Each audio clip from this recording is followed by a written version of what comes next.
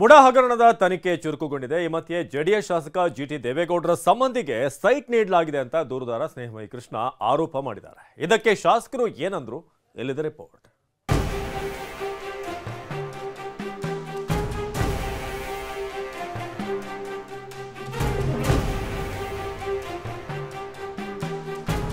ಮುಡಾ ಹಗರಣದ ತನಿಖೆ ಬಗೆದಷ್ಟು ಬಯಲಾಗ್ತಿದೆ. 50-50 ಅನುಪಾತದಲ್ಲಿ ಸೈಟ್ ಪಡೆದವರ 2 ಲಿಸ್ಟ್ ವೈರಲ್ ಆಗಿತ್ತು. ಇದೀಗ ಮಹೇಂದ್ರ ಎನ್ನುವ ವ್ಯಕ್ತಿಗೆ 19 ನಿವೇಶನ ಹಂಚಿಕೆ ಮಾಡಿರೋದು ಬಯಲಾಗಿದೆ. ಭೂಮಿ ಯಾವಾಗ ವಶಪಡಿಸಿಕೊಳ್ಳಲಾಗಿದೆ ಎಂಬ ಮಾಹಿತಿಯೇ ಇಲ್ಲ. ಹೀಗಿದ್ರೂ 50-50 ಅನುಪಾತದಲ್ಲಿ ಸೈಟ್ ನೀಡಿರೋದು ಅನುಮಾನಕ್ಕೆ ಕಾರಣವಾಗಿದೆ. ಆದರೆ 19 ಸೈಟ್ ಪಡೆದಿರುವ ಮಹೇಂದ್ರ ಜೆಡಿಎಸ್ ಶಾಸಕ ಜಿಟಿ ದೇವೇಗೌಡರ ಸಹೋದರಿಯ ಮಗ ಅಂತ ಆರೋಪಿಸಲಾಗಿದೆ. ಈ ಬಗ್ಗೆ ಪ್ರತಿಕ್ರಿಯೆ ನೀಡಿರುವ ಜಿಟಿ ದೇವೇಗೌಡ, ನನ್ನ ಸಂಬಂಧಿಯೇ ಆಗ್ಲಿ ಯಾರೇ ಆಗ್ಲಿ ಶಿಕ್ಷೆ ಆಗ್ಲಿ ಅಂದಿದ್ದಾರೆ.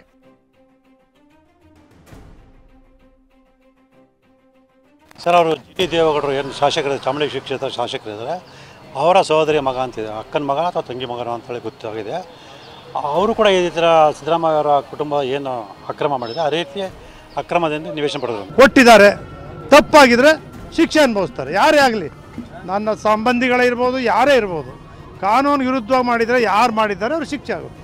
ಇನ್ನು ಸಿಎಂ ವಿಚಾರದಲ್ಲಿ ಸ್ನೇಹಮಯಿ ಕೃಷ್ಣ ಸುಳ್ಳು ದಾಖಲೆ ಸೃಷ್ಟಿಸಿದ್ದಾರೆ ಅಂತ ಆರೋಪಿಸಿ ಕೆಪಿಸಿಸಿ ವಕ್ತಾರ ಲಕ್ಷ್ಮಣ್ ದೂರು ದಾಖಲಿಸಿದ್ದಾರೆ.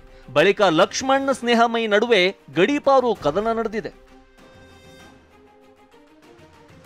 ಇದಲ್ಲದೆ ಅವನು ಸ್ನೇಹಮಯಿ ಕೃಷ್ಣನ್ ವಿರುದ್ಧ ಸಿಟಿ ವ್ಯಾಪ್ತಿನಲ್ಲೇ ಸುಮಾರು 22 FIRಗಳಿದ್ದಾವೆ. ಸೊ ಇಷ್ಟೆಲ್ಲ ಇದ್ರೂ ಕೂಡ, ಗಡೀಪಾರು ಮಾಡುವಂಥದಕ್ಕೆ ಅವಕಾಶ ಇದ್ರೂ ಕೂಡ ಪೊಲೀಸ್ನವರು ಮೀನಾಮೇಷ ಎಣಿಸ್ತಾ ಇದ್ದಾರೆ. 23 ಆಗಿತ್ತು, ಈಗ 1 ಕೊಟ್ಟು 24 ಮಾಡ್ಯಾರ. ಇನ್ನು 20 ಕೇಸ್ಗಳನ್ನ ಹಾಕಬೇಕು ಅಂತ ನಿರ್ಧಾರ ಮಾಡಿದೆ ಅಂತ ಅನಿಸುತ್ತೆ. ಅವ್ರು ಏನೇ ಮಾಡಿದ್ರು ಕೂಡ ಸಿದ್ದರಾಮಯ್ಯ ವಿರುದ್ಧ ಕ್ರಮ ತಗೊಳ್ಳೋದಕ್ಕೆ ನನ್ನನ್ನು ತಡೆಯೋದಕ್ಕೆ ಸಾಧ್ಯ ಇಲ್ಲ.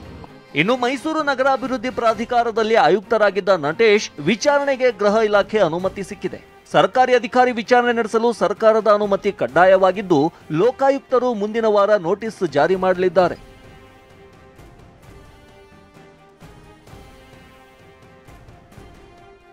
ಇನ್ನು ಮುಡಾ ಪ್ರಕರಣ ಮುನ್ನೆಲೆಗೆ ಬಾರದಿದ್ರೆ ಕಳೆದ ಸೆಪ್ಟೆಂಬರ್ನಲ್ಲಿ ಸಂಪುಟ ಪುನಾರಚನೆ ಮಾಡಲು ಹೈಕಮಾಂಡ್ ಮುಂದಾಗಿತ್ತು.